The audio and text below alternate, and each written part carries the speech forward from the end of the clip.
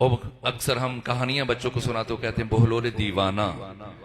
हजरत बहलोल रिजवानुल्लाह ताला अलैह वो तीन मासूमीन के शागिर्द खास हैं, बिलखुसूस इमाम मूसा काजिम के, और फकीह हैं और साहिब असरार हैं और इमाम के मोतमद हैं।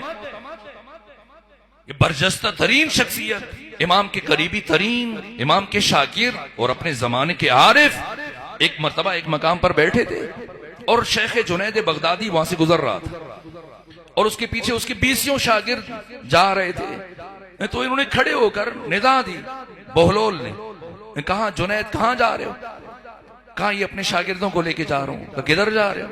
कहा, मैंने आदाब जिंदगी तालीम दूंगा, बंदगी के और जिंदगी के रुमूस और आदाब सिखाऊंगा।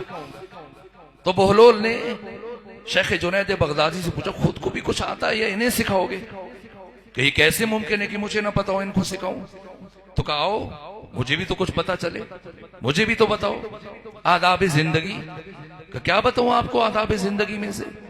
कि मुझे तुम सिर्फ खाना खाने के आदाब बता दो बस।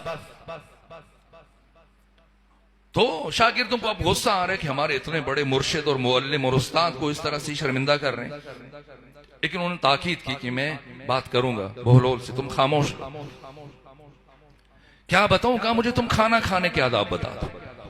अब शेख जुनैद बगदादी ने बारी बारी वो आदाब जिक्र शुरू किए। कहा कि बिस्मिल्लाह पढ़ के खाना खाना चाहिए और हाथ धो के खाना खाना चाहिए और छोटे छोटे लुकमे बनाकर खाना चाहिए और खाना खाते हो दूसरों के चेहरों की तरफ नहीं देखना चाहिए और खूब चबा कर खाना चाहिए और जब थोड़ी सी भूख बाकी हो तो खाने से हाथ खींच लेना चाहिए और खाना खाते हुए हिर्स के साथ इंसान ना खाए खाना और इस तरतीब से खाने के बाद दोबारा हाथ धो ले।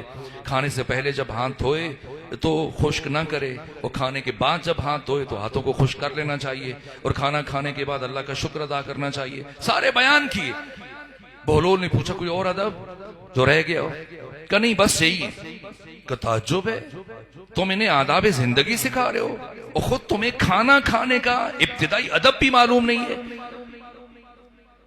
का मगर बहलोल वो कौन सा अदब है जिसे मैंने नजरअंदाज कर दिया? का शेख जुनैद, ये जितनी बातें तू मुझे सुना रहा है ये ज़ैली बातें हैं, ज़िमनी बातें, फरी बातें। हाथ धो के खाओ, बगैर हाथ धोए खाओ, बिस्मिल्लाह पढ़ो, बिस्मिल्लाह ना पढ़ो। असली अदब जिसे तू नजरअंदाज कर गया वो इन सब बातों पर मुकद्दम है और वो ये है, इससे पहले कि तू बिस्मिल्लाह पढ़े, इससे पहले कि तू छोटे लुकमे बनाने का सोचे, इससे पहले कि तू चबाने का सोचे, पहले ये देख कि ये लुकमा हलाल का है या हराम का है, पाक है ना पाक है, गस्बी है या मुबाह है। एक लुकमा हराम तू 1000 मरतबा बिस्मिल्लाह पढ़ के खाएगा, तुझे कोई फायदा नहीं पहुंचा सकता। एक गस्बी और गैर मुबाह लुकमा तू 1000 मरतबा हाथ धो के खाए, तुम्हें कोई फायदा नहीं पहुंचाएगा। लुकमा हलाल नस्लों को संवारता है और लुकमा हराम नस्लों को तबाह कर देता है।